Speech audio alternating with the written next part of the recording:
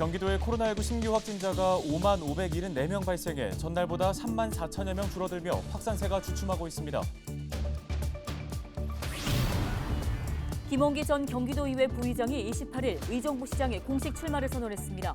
김 전 부의장은 의정부시 시립박물관 건립과 최첨단 식물원 건립, 시민 종합체육시설 확충, 경전철 순환선 완성 등을 주요 공약으로 내세웠습니다. 같은 당 권재형 전 경기도 의원도 28일 의정부시장 출마를 선언했습니다. 권 전 의원은 도봉 운전면허 시험장 이전 협약을 해지하고 도산 물류센터 백지화를 추진하겠다고 밝혔습니다. GTX-C 노선 연장을 요구하는 동두천의 발걸음이 바빠지고 있습니다. GTX-C 노선 동두천 연장, 현재 어떻게 추진되고 있는지 살펴봤습니다.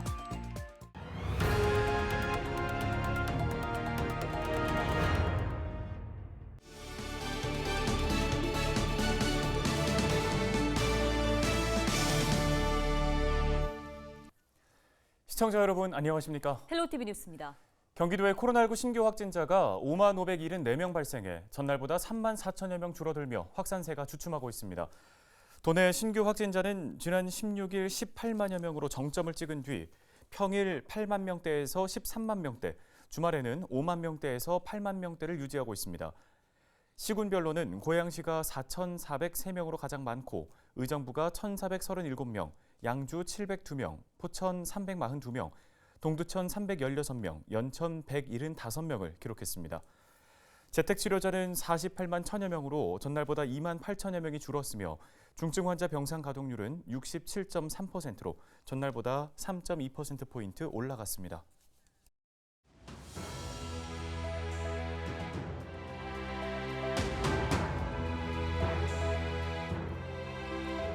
코로나19 확진자 수가 드디어 감소세로 전환하는 모습입니다.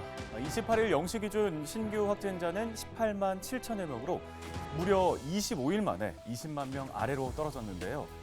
정부는 오미크론 변이 유행이 정점을 지나 서서히 감소세로 전환하고 있다고 공식 발표했습니다. 하지만 지난달부터 심상치 않았던 감기약 품귀 현상이 여전한데요. 요즘 동네 약국마다 종합감기약이나 해열제 구하기가 하늘의 별 따기라고 합니다.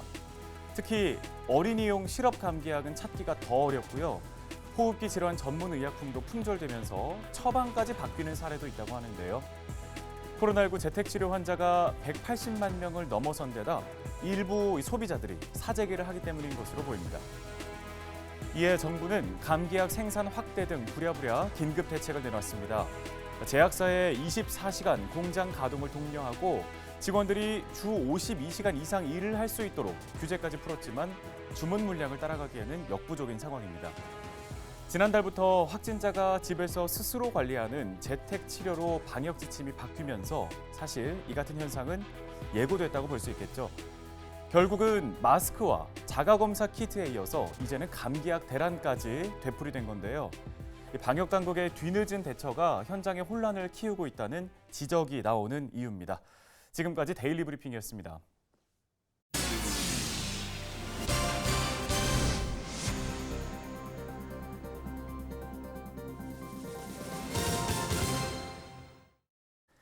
다음 소식입니다. 김원기 전 경기도의회 부의장이 28일 의정부 시장에 공식 출마를 선언했습니다. 김 전 부의장은 대선에서는 정권 재창출에 실패했지만 의정부에서 민주당을 선택해 주신 시민들의 뜻을 받들겠다며 시민을 섬기고 시민과 함께 50만 시대를 여는 의정부시의 첫 시장이 되겠다고 밝혔습니다. 김 전 부의장은 의정부시 시립박물관 건립과 최첨단 식물원 건립, 시민 종합체육시설 확충, 경전철 순환선 완성 등을 주요 공약으로 내세웠습니다. 시민이 주인이 되는 살맛나는 의정부를 시민 여러분과 함께 만들겠습니다. 권재형 전 경기도 의원이 28일 의정부 시장에 공식 출마를 선언했습니다. 권 전 의원은 의정부 시민들이 무엇을 원하시는지 알게 됐지만 현재 직분으로서는 한계가 있었다며 보다 폭넓은 능력을 발휘하고자 고민을 거듭한 끝에 시장이 돼야겠다는 결심을 하게 됐다고 밝혔습니다. 권 전 의원은 도봉 운전면허 시험장 이전 협약을 해지하고 고산 물류센터 백지화를 추진하는 한편 7호선 노선 변경 대안 등에 대해서는 시의회와의 공조를 통해 합리적인 결정을 내리겠다고 약속했습니다.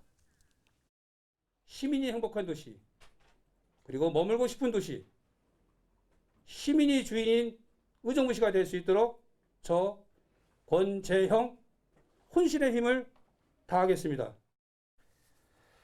국민의힘 김동근 의정부시장 예비후보가 10대 대표 공약을 발표하고 본격 선거운동에 돌입했습니다. 김 예비후보는 장암 수목원 조성과 미군 반환기지 디자인 IT 캠퍼스 조성, 경기 북부 교육 1번지 도약, 온종일 아이 돌봄 체계 구축, 8호선 연장 및 GTX F노선 확정 추진을 약속했습니다. 김 예비후보는 또 밀락, 고산, 탑성역 순환 트램 설치와 도봉 차량기지 이전 후 테크노밸리 조성, 소상공인 방역지원금 추가 지급, 고산동 물류센터 조성 백지화, 장암동 도봉면허시험장 이전 취소도 공약으로 함께 제시했습니다. 김 예비후보는 앞으로 동네별 세부 공약과 주제별 세부 공약을 순차적으로 발표하고 주기적으로 기자 간담회를 가질 예정입니다.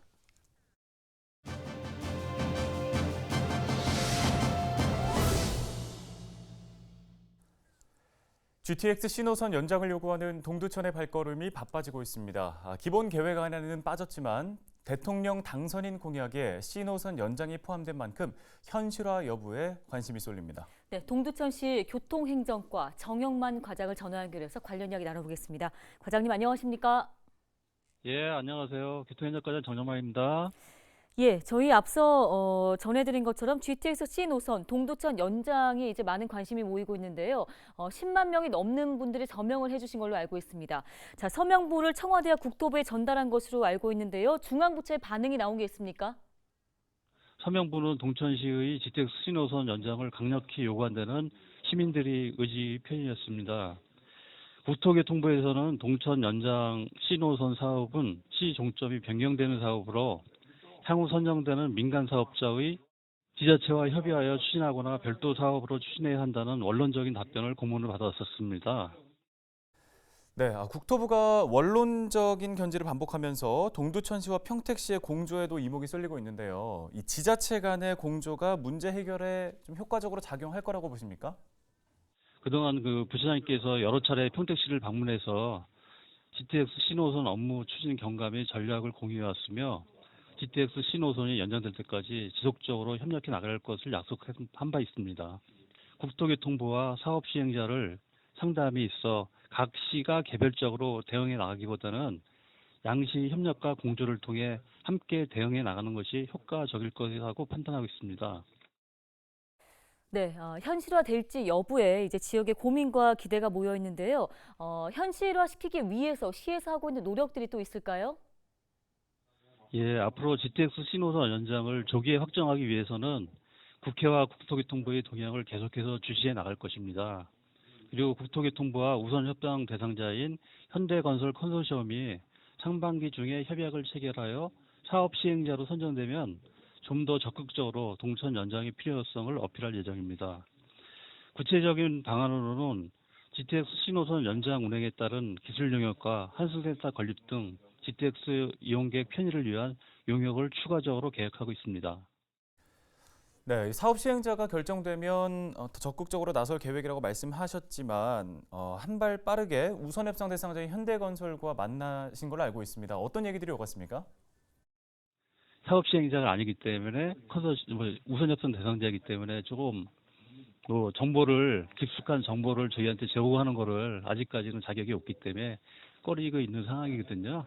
이 현대건설 컨소시엄 쪽에서는 도봉산역 그쪽에서 지금 엄청나게 반대하잖아요. 당시에는 지하로 통행하는 것을 했었는데 지상으로 갔다 보니까 그쪽에 워낙 반대가 심해서 원래 국토교통부에서 2월 달에 보도자료 내기는 상반기 중에 실시합의 한다고 그랬는데 그게 조금 더 늦춰질 거라는 그런 얘기를 들었습니다. 네, 오늘 관련해서 도움 말씀은 여기까지 듣겠습니다. 동두천시 교통행정과 정영만 과장이었습니다.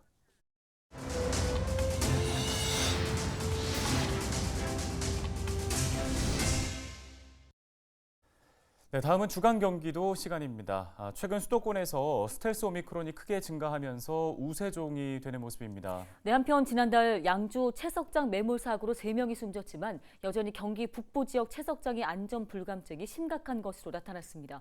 김호 기자가 전해드립니다.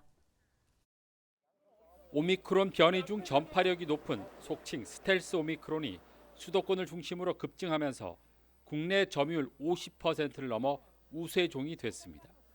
경기도는 스텔스 오미크론 검출률이 2월 4주차에는 6.9%였으나 3월 3주차에서는 42.3%로 3주 만에 6배가량 증가했다고 밝혔습니다. 중증 환자는 588명으로 증가했고 하루 사망자는 60명 이상 발생하며 누적 사망자는 4,100명에 이르고 있습니다. 스텔스 오미크론으로 알려진 오미크론 BA2형은 기존 오미크론 변이와 중증도나 입원율에는 큰 차이가 없으나 전파력은 30% 높은 것으로 알려졌습니다. 이에 따라 도는 확산세를 줄이기 위해서는 KF94 마스크 착용과 주기적 환기 등 철저한 방역 수칙이 필요하다고 당부했습니다.